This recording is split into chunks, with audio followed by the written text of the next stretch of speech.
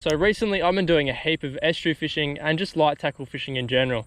So with that, I've been getting a heap of questions about some of the gear I use, some of the soft plastics I recommend, and just in general tips, tricks and techniques. So what I'm going to do today is put together a little bit of a beginner's guide on soft plastics fishing and fishing these smaller systems for species such as brim, flathead, and also perch. So that's what we're going to do today, a little bit of a beginner's guide to soft plastics fishing.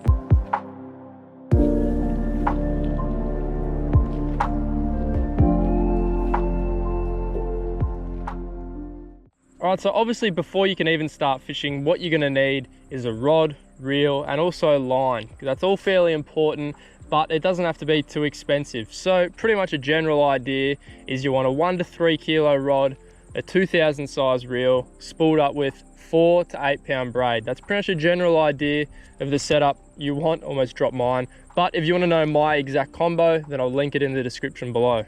Okay, so as I said, this is just going to be a beginner's guide. So this is if you're just starting off soft plastics fishing and you want to catch some fish, get some fish on the board, maybe even catch your first fish. So I'm just going to go over some lures I recommend now and also jig heads to pair up with those lures. Now, when you're starting off soft plastics fishing, there's only really 3 lures which you need to know and use. The reason I've picked these lures is because they're really simple to use, but yet they're probably the most effective lures out there. So they are the 2.5 inch grub, the 2 inch grub, and also the 2.5 inch paddle tail with soft plastic. So with these 3 lures, you pretty much catch a heap of fish, and as I said, they're really easy to use. Okay, so the 3 jig heads which will pretty much cover you from all bases in all conditions are the 1/8, the 1/12, and the 1/16. So starting off with the 1/8. The 1/8 is a jig head which I usually use when it's a little bit windier, when the conditions aren't as good as say when it's dead flat. Now what this 1/8 allows you to do is get that lure down to the bottom a little bit quicker, and it also allows you to keep in contact with your soft plastic when it's windier. And then if the conditions are absolutely perfect, what I like to use is the 1/16 or the 1/12. So when the conditions are really flat, that slow sinking 1/16 jig head just wafts that soft plastic down to the bottom, and it gives the lure more time in the strike zone. So it's in the fish's face for longer when it's sinking down, and sometimes it can result in you catching more fish. So the 1/16 or the 1/12 is what I recommend when the conditions are perfect. And also I better cover leader. So the leader strength I typically use is in between 4 and 8 pound. Any brand, it doesn't matter, but 4 to 8 pound leader. Now this 4 pound leader is really thin, and the fish can't see this pretty much at all. So this is what's going to get you the most hits and bites, the 4 pound leader.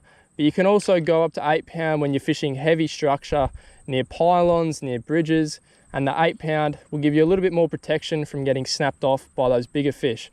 So 4 pound for those conditions when you're fishing in weed beds maybe, or on sand flats, and then 8 pound for those really structure heavy conditions and areas. So one more quick thing, if you're looking for color suggestions with these Z-Man soft plastics in particular, I recommend bloodworm, motor oil, and bad shad. Those 3 colors will pretty much cover all bases from dark to really natural colors, and they will get you started and catch you fish. All right, so here we are down at the water. Now what we're going to cover is locations and also types of structure and areas where I look for to where I'll cast my soft plastic. Now, obviously everyone lives in different locations. So some people live in the city and they're going to have different types of structure to say when you're fishing at a little tiny system like this, which is pretty much out of the way from everything. But don't worry, the exact same techniques and kind of principles which I suggest here can be taken and used in your areas as well. So for example, in this system I'm fishing, there's a lot of fallen down trees, which is really heavy dense structure,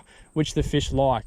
But say if you live in the city, that heavy dense structure might be an old abandoned pier, or maybe even a wharf or jetty. Okay, so now we're going to go over general areas and places which I like to target with these soft plastics. So when I'm fishing in a smaller system like this, I usually like to target the drop-offs either side of the bank, and those drop-offs are even better if they also have structure. So say a fallen down tree, or maybe just a big branch which is sticking out of the water. And also another area which is really productive is just the weed beds which are along the shore. Now it might sound really simple, but in those weed beds there's going to be a lot of shrimp and also a lot of bait fish. So wherever there's going to be food, there's obviously going to be those bigger fish which is targeting the food. So that's where we also want to target with our little soft plastics. Okay, so that's pretty much a basic overview of the areas we want to fish. So those drop-offs, those weed beds and also the heavy structure. So now let's go into the techniques and what we want to do to try and encourage these fish to bite. Okay, so we're now at the location where we're going to fish. So on the other side of the bank in front of me, there's just a big weed bed which slowly drops away into that deeper water.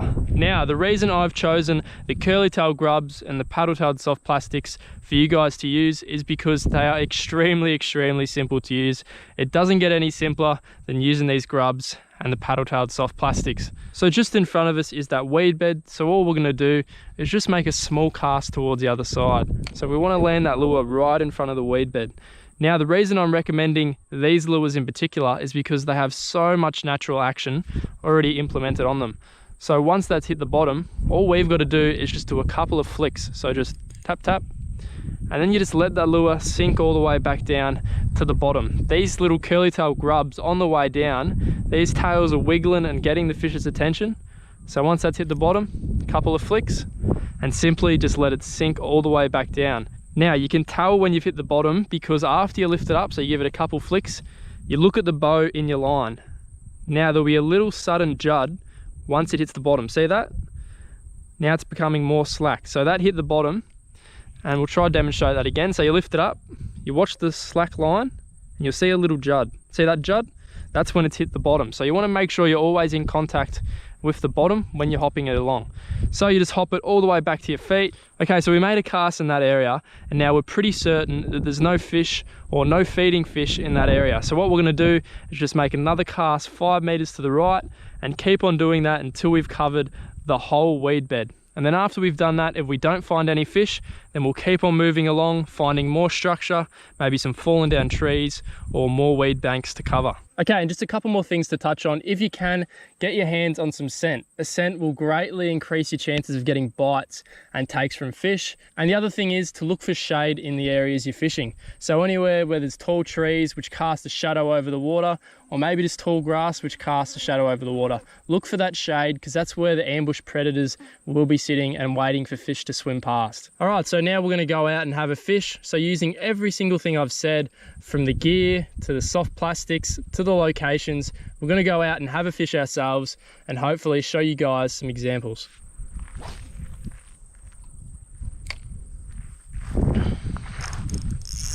There we go. Fish on, fish on. On the bloodworm grub 2-inch. So I made a cast there, got nothing, made a cast over here. Now we've hooked up to a fish. Now I've got a feeling that this is a brimbo just because he's going up current, and that's fairly typical of brim. Cracking little fish. Let's see if we can get him up. Bang, we got him. All right, there he is right there. Beautiful little brimbo on that 2-inch grub. That was only 3 casts after we just covered how to fish a weed bed. So he's a beautiful little fish and a perfect example of what you can catch along these weed beds. Okay, so now we're in a situation where we're fishing a bridge. So it's really heavy, dense structure. So what I've got on is 8-pound leader and a 112 jig head because there was no current and there was no wind. So let's see what happens. Oh, on. Another decent little fish. Oh, yes. Another brim, I think. Oh, it's a perch, I think. It is, it's a perch. Yes. All right, there he is right there. Cracking little estuary perch on that same lure. That little slim swim. Beautiful little fella. Let's get the hook out. Let's get him going. See you, little mate. Thanks for the fight.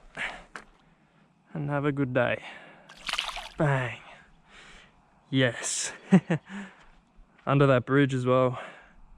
Okay, so as you guys saw, using our techniques, we actually managed to catch a couple of brim and a perch. So now, hopefully you guys learned some tips and tricks and can go out there and do it yourselves. So if you learned anything from this video and you enjoyed it and want to see more like it, then give it a like, leave a nice comment below and subscribe for more videos in the future. I'll see you in the next one. Thanks for watching.